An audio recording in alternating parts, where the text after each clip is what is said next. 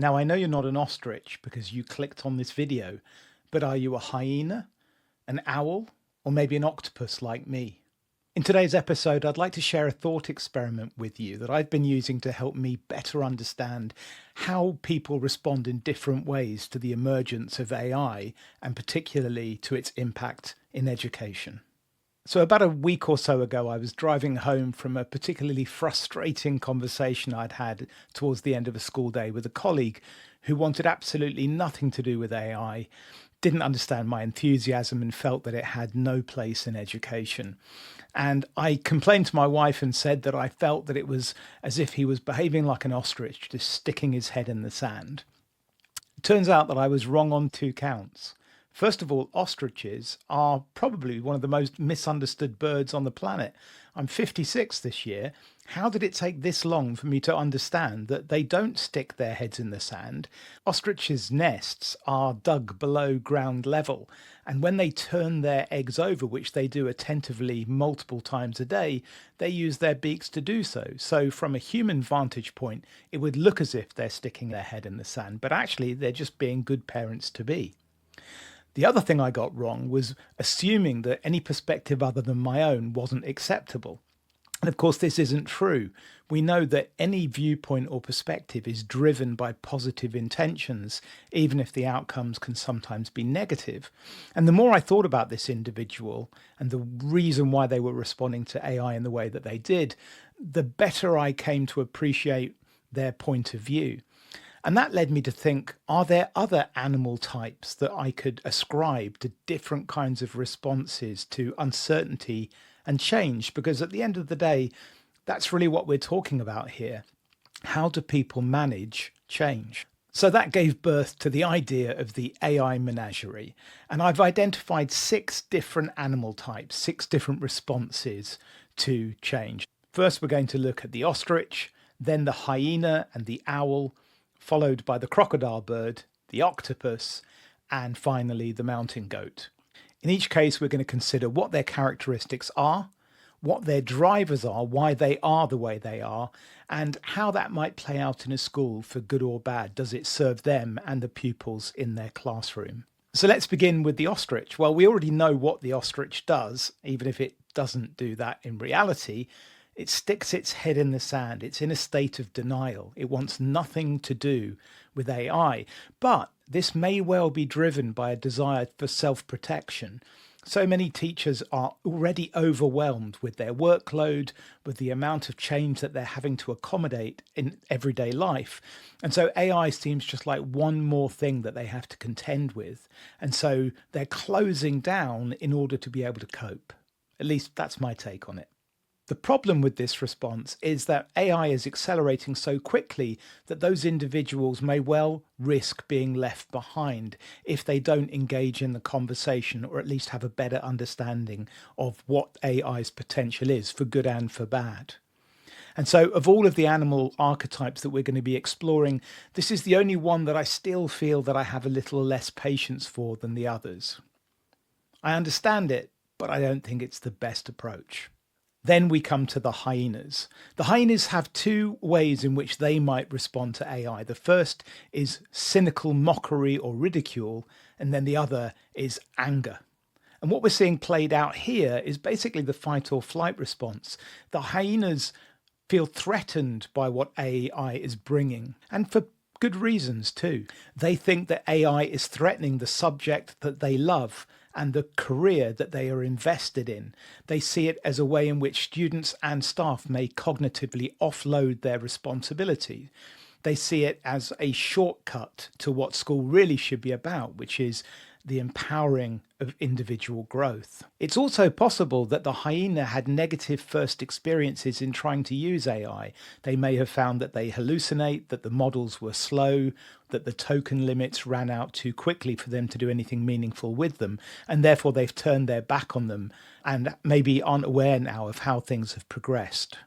Despite the fact that I might find their skepticism and mockery or their tirades of anger frustrating as somebody who is an octopus myself, and more on that in a moment, I do think that the hyenas bring something important to the conversation. We need to have a degree of skepticism, and we need to look carefully at its limitations and the potential threats that AI brings. In just the last couple of weeks, there have been 3 concerning headlines about AI development. In one case, a red teaming team member, so these are people that push the limits of artificial intelligence models before they come to market to make sure they're safe. Somebody at Anthropic discovered that the AI system that he was intending to shut down had threatened to reveal an extramarital affair if he went through and pulled the plug. Another large language model under development started overwriting its own code in order to gain access to parts of the internet that it was prohibited from visiting. Finally, Dario Amodei, the CEO of Anthropic, expressed serious concerns about the threats to white-collar workers with the advent of advanced AI systems, and he's suggested that anywhere between 20 and 50% of white-collar jobs may be at risk in the next 3 to 5 years. So yes, the hyenas have good reason to bare their teeth. And then we come to the owls. The owls are the aloof members of the menagerie. They sit up on a tree branch and they watch what's unfolding below, but they don't engage or take part themselves. And this is in part because their inclination is to reflect, to analyse, to take their time and to ruminate. And that separation, that detachment and objectivity is a really important thing, and we should celebrate them for that. But just like the ostriches, if they remain on their perch or with their head buried in the ground, they can't be part of the conversation and shape the narrative. The 4th animal in the menagerie is the crocodile bird. And these brave little creatures have flown the nest and they are starting to explore AI tools. But they're unsure about whether the place where they are feeding is a free lunch or a trap.